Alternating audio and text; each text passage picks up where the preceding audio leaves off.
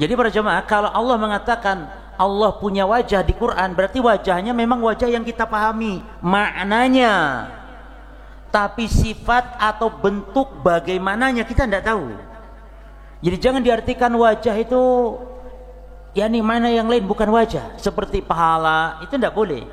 Wajah ya wajah yang kita pahami, karena wajah bahasa Arab, maknanya kita paham.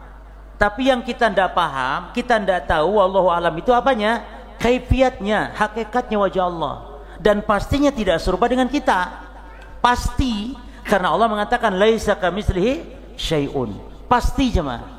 Wong jangankan kita dengan Allah, kita sesama kita sesama makhluk.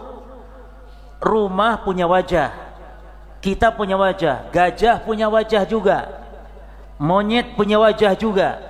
Wajah semua kita ini tidak sama bentuknya, hakikatnya, apalagi kita dengan Allah. Maka kalau dikatakan Allah punya tangan, apa yang kita pahami dari makna, tapi dari hakikatnya tidak tahu. Jelas jemaah ya? Karena bahasa Arab bukan bahasa Perancis yang kita tidak ngerti. Bahasa Arab tahu, oh wajah berarti wajah Allah ya. Cuman yang enggak kita tahu apanya, bukan maknanya yang kita tidak tahu, yang kita tidak tahu kaifiatnya. Maka tidak boleh membagaimanakan, tidak boleh menyerupakan dengan makhluk karena tidak serupa. Baik.